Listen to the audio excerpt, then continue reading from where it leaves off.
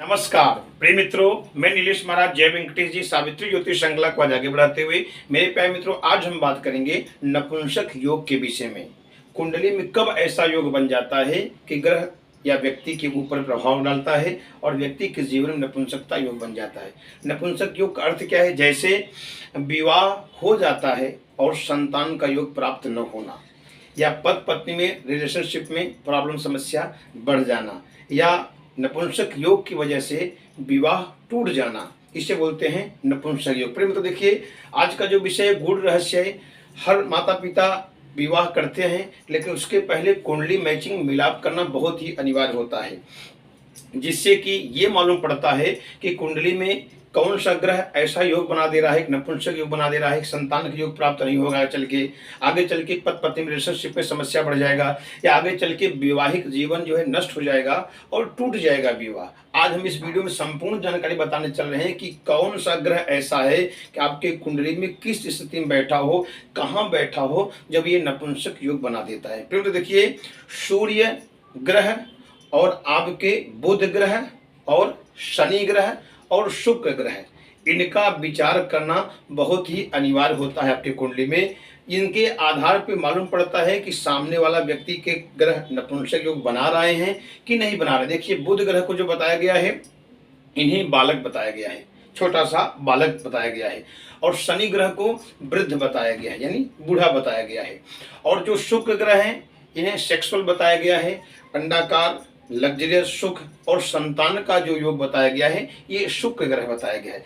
प्रेम तो देखिए, यदि आपके कुंडली में सूर्य, बुध और शुक्र, शनि का विवेचन करके ही पता चलेगा कि इनका ग्रह किस स्थिति में ये बैठे हैं, कहीं ये नपुंसक योग तो नहीं बना रहे हैं। क्योंकि ऐसा देखा जाता है कुंडली में विवाह तो हो जाता है, पर विवाह के बाद संतान का सुख प्राप्त नहीं होता है, या पति पत्नी में रिलेशनशिप में समस्या बढ़ जाता है, या आगे चल के विवाह टूट जाता है। और बाद मालूम पड़ता है किसी अच्छे ज्योतिषकार ब्राह्मणों को जब कुंडली दिखाया जाता है, तो इससे मालूम पड़ता है कि इनकी कुंडली में ऐसा योग बन रहा है। फिर तो आज हम संपूर्ण जानकारी बताएंगे कि कैसे नपुंसक योग बनता है, उनका निदान क्या है, उनका उपाय क्या है, संपूर्ण जानकारी इस वीडियो में बताएंगे। फिर तो निवेदन है, यदि आप हमारे चैनल पर नए जो चैनल को जरूर सब्सक्राइब करें।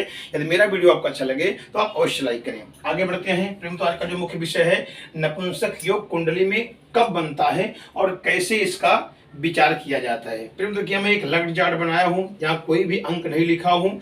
ये कुंडली का प्रथम भाव है। तो 1 2 3 4 5 6 7 8 9 10 11 12, ये कुंडली का 12 भाव होता है। कुछ मैं यहाँ नियम लिखा हूँ, और इन नियम को जो नए हमारे विद्यार्थी हैं जो ज्योतिष सीख रहे हैं, उनके लिए भी लाभकारी है, और जो सीखे हैं उनको तो मालूम है, लेकिन जो हमारे नए मित्र लोग हैं उनके लिए बहुत ही अद्भुत ये रहस्य मैं बताने चल रहा हूँ। इन्हें आप नोट डाउन करके रखेंगे तो बहुत काम आने वाली चीज है। कुछ मैं नियम लिखा हूँ, अगर ऐसे कुंडली में स्थिति में आपको दिखाई दे तो समझ लीजिए नपुंसक योग का कारक बन रहा है। जैसे आप पहला नियम बताने चल रहा हूँ, द्वितीयेश, पंचमेश, सप्तमेश में यदि शनि बुध रहे तो नपुंसक योग बनता है। अब यहाँ कुंडली में देखेंगे आप, द्वितीयेश भाव कौन सा है, मैं लिखा हूँ द्वितीय भाव। आप अपनी कुंडली देख लीजिए, ये प्रथम भाव होता है। मैंने पहले बताया कुंडली का 12 भाव रहता है। तो द्वितीय भाव में कोई भी अंक हो, यहाँ अंक पे नहीं जाना है।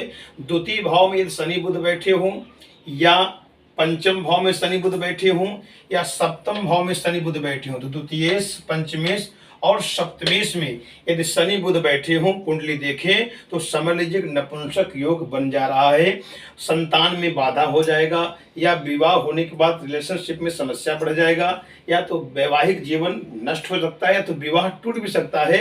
अगर कहीं कंडीशन यही देखना है कि शनि बुध कहीं इनकी डिग्री 0 से 1 या 29-30 डिग्री न हो, या इससे कहीं अस्त स्थिति में बैठे हों, और इनका कहीं नीच का हो कि न बैठे हों, ये भी विचारणीय विषय है। लेकिन जो नियम बताया गया है कि द्वितीयेश, पंचमेश, सप्तमेश में यदि शनि बुध भी सिर्फ अकेला बैठ जाए एक साथ में शनि बुध, तो भी ये नपुंसक योग बनाता है और वैवाहिक जीवन नष्ट होता है, संतान में बाधा खड़ा कर देता है। ये नपुंसक योग का पहला नियम। दूसरा नियम बताने चला मित्रों, यदि पंचम में शनि और 7वें में बुध हो तो नपुंसक योग बनता है। अब यहाँ सरलता से समझ लीजिए पंचम भाव कौन सा है।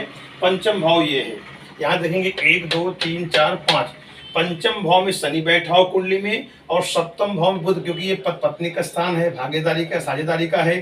तो अगर सप्तम भाव में बुध बैठा है किसी कुंडली में और पंचम भाव में शनि बैठा है, तो ये प्रबल जो है नपुंसक योग बनता है। कहीं इनके डिग्री 0 से 29 डिग्री, कहीं ये नीच के होके बैठे हों, अस्त के होके बैठे हों, तो ये प्रबल मार्ग जो है नपुंसक योग बना देगा और वैवाहिक जीवन नष्ट करेगा, संतान में बाधा उत्पन्न कर देगा और विवाह टूट भी सकता है। प्रिय मित्रों, तीसरा नियम बताएं चलो नपुंसक योग का। यदि कुंडली में लग्न विषम राशि का हो, चंद्रमा भी विषम राशि में हो, शुक्र भी विषम राशि में हो और जन्म नक्षत्र जो है मूल, सदभिषा, मृगशिरा हो, तो ये 101% जो है प्रयोग की मैं बता रहा हूं कि नपुंसक योग बनता है। अब सरलता पर समझिए विषम राशि कौन सा है। देखिए मैं लिखा भी हूं 1, 3, 5, 7, 9, 11।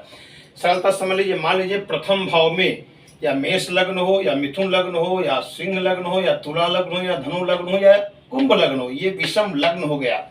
अब विषम राशि अगर इन अंकों में अब ये अंक कहीं भी बैठा हो, मान लीजिए यहाँ लग्न कोई भी इसमें से एक हो गया होगा, तो विषम जो मैं इतना बताया हूँ कि 1, 3, 5, 7, 9, 11, मान लीजिए यहाँ से कोई भी एक लग्न प्रथम भाव में हो और उसके अलावा जो अंक बच रहा है अगर इन अंकों में कहीं चंद्रमा विराजमान किसी अंक में हो या शुक्र कहीं विराजमान हो, क्योंकि विषम राशि में चंद्रमा भी विराजमान हो और विषम राशि में शुक्र विराजमान हो कुंडली में, और 3 नक्षत्र जरूर देखें, अगर इन तीनों नक्षत्र में से कोई एक नक्षत्र होगा, मूल, सतभिषा और मृगशिरा, तो ये प्रबल नपुंसक योग बनता है। ये कुंडली मैचिंग करना, मिलाप करना बहुत जरूरी, नहीं तो संतान का योग प्राप्त नहीं होता है और वैवाहिक जीवन नष्ट हो जाता है, पद पत्नी रिलेशनशिप में समस्या बढ़ जाता है और ये विवाह टूट जाता है और बाद में सिर्फ पश्चाताप होता है कि ऐसा योग बन गया, अगर हम शायद पहले दिखाए होते तो ये समस्या न आता। ये नियम सरलता साहब इसे नोट कर लीजिए कि यदि कुंडली में लग्न विषम राशि का हो और विषम राशि में चंद्रमा विराजमान हो और विषम राशि में शुक्र भी विराजमान हो और जन्म नक्षत्र मैच करें कि मूल, सतभिषा, मृगशिरा होगा, और तब ये प्रबल नपुंसक योग बनाएगा, संतान को नष्ट करेगा, संतान का योग नहीं प्राप्त होगा, रिलेशनशिप में समस्या बढ़ जाएगा, पत्नी में वैवाहिक जीवन नष्ट कर देगा। प्रेम तो चौथा नियम बताने चल रहा हूं, यदि शुक्र और सूर्य द्वितीय भाव में हो और वहां से शनि चौथे या 5वें भाव में हो तो ये नपुंसक योग बनता है। अब द्वितीय भाव कहाँ है? यहाँ है। यहाँ कोई भी अंक हो, आप यहाँ कोई अंक हो उससे प्रभाव नहीं देखना है, द्वितीय भाव यही है कुंडली का। ये द्वितीय भाव में शुक्र और सूर्य विराजमान हो और यहाँ से चौथा अगर शनि हो, देखेंगे 1, 2, 3, 4, अगर शनि यहाँ बैठा हो या पंचम में शनि बैठा हो तो ये नपुंसक योग बनता है, संतान का नष्ट करता है, संतान का योग नहीं प्राप्त होता है, वैवाहिक जीवन रिलेशनशिप में समस्या बढ़ जाता है और विवाह टूट जाता है। प्रिय तो 5वां नियम बताने चल रहा हूँ, यदि अष्टम भाव में शुक्र हो और उस पर मंगल या शनि की दृष्टि हो तो ये अगर या तो युति बना के मंगल शनि वहां बैठा हो अष्टम में शुक्र के साथ तो भी ये नपुंसक योग बनता है। अब अष्टम भाव कहाँ है कुंडली के? यहाँ देखेंगे 1, 2, 3, 4, 5, 6, 7, 8। अब अष्टम भाव में यहाँ है, अगर यहाँ ऑलरेडी शुक्र बैठा अष्टम भाव में, अंक कोई भी हो, मान लीजिए स्थिति यही देखना है कि शुक्र की डिग्री जो है 0 से या 29 से 30 डिग्री हो या कहीं शुक्र मान लीजिए नीच का होकर बैठा हो, ये भी देखना जरूरी है, और वहां मंगल और शनि की दृष्टि पड़ती हो या मंगल शनि युति बना के यहाँ बैठे हो तो भी ये नपुंसक योग बना देता है, वैवाहिक जीवन को नष्ट कर देता है, संतान को नष्ट कर देता है, कठिनाइयां बढ़ जाती है, रिलेशनशिप में समस्या बढ़ जाता है। प्रिय में तो 6वां नियम मैं बताने चला हूँ, ये नियम आप सरलता समझ लीजिए, ये देखना बहुत जरूरी है।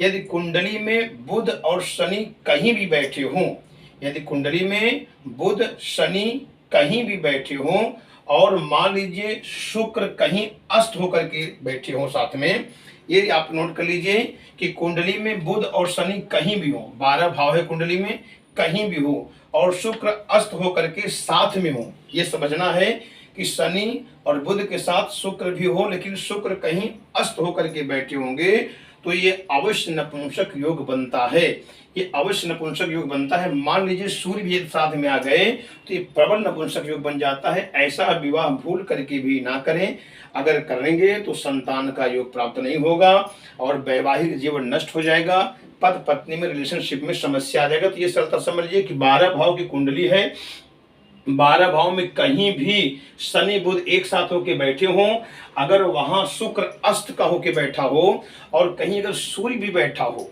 तो ये प्रबल नपुंसक योग बना देगा और वैवाहिक जीवन नष्ट करेगा, संतान का नष्ट करेगा और ये विवाह अवश्य टूट जाएगा। प्रेम तो मान लीजिए यदि किसी का लड़के का या लड़की का शुक्र कमजोर है और ऐसी स्थिति पैदा हो रही है, उनको मानसिक डिस्टर्ब हो रहा है या इच्छा शक्ति में उनकी कमी आ जा रही है, विवाह के बाद पति का सुख प्राप्त नहीं हो रहा है या संतान का सुख प्राप्त नहीं हो रहा है या रिलेशनशिप में समस्या बढ़ रहा है और विवाह टूटने के कगार पे आ गया है, तो करना क्या चाहिए? सबसे पहले शुक्र ग्रह को मजबूत करना चाहिए। या तो डायमंड या तो ओपल रत्न अवश्य धारण करें, वो भी पेंडल बना के गले में धारण करें शुक्रवार के दिन, पहला नियम। दूसरा नियम, शुक्रवार का व्रत धारण करें, माता जी का पूजा करें या तो संतोषी माता का व्रत करें, 16 शुक्रवार व्रत अवश्य करें, इससे भी शुक्र मजबूत होता है। और हर शुक्रवार को कम से कम 7 शुक्रवार तक क्या करना है? सफेद शक्कर, सफेद दूध, सफेद चावल, सफेद वस्त्र अपने सिर को घुमा करके, जिसका ये कमजोर हो उसके सिर पे घुमा करके कहीं दान करें या मंदिर में दान करें। कम से कम 7 शुक्रवार ये आपको करना है। उसके बाद क्या करना है? शुक्रवार के दिन गाय का दूध जल में मिला करके उसे आप स्नान करें। ये नियम बना लें जब तक आपका ये योग नहीं बन पा रहा है, जब तक संतान का सुख प्राप्त नहीं हो पा रहा है या आप में जो कमियां हैं वो दूर नहीं हो पा रहा है, या आप अवश्य करें। और भगवान भोलेनाथ शिव शंकर की पूजा आप नित्य प्रतिदिन करते रहें या महामृत्युंजय मंत्र जप करें या तो आप रुद्राभिषेक कराएं अपने लिए या तो हर सोमवार का व्रत धारण करें, क्योंकि भाभी में सकही त्रिपुरारी शिव जी की कृपा होगी तो सब समस्याएं दूर होंगी। लेकिन इनका उपाय ये करेंगे, शुक्र को मजबूत करने के लिए डायमंड या तो ओपल रत्न अवश्य धारण करें, लेकिन किसी ब्राह्मण ज्योतिषकार से सलाह करके तो ही ये रत्न धारण करें। फिर में तो आज हमने कुछ कोशिश बताया है नियम के, अगर ऐसा योग बनता है तो कुंडली मैचिंग करना बहुत ही जरूरी अनिवार्य है। यदि किसी को प्रश्न करना है या कोई आपको पूछना है तो आप कमेंट में अवश्य लिखें। जो सात्विक विचार हो, जो धर्म में कार्य हो, वही प्रश्न पूछे तो मैं उसका जवाब आपको अवश्य दूंगा। यदि वीडियो आपको अच्छा लगे लाइक करें, सब्सक्राइब करें। अगले शो फिर मिलते हैं। नमस्कार।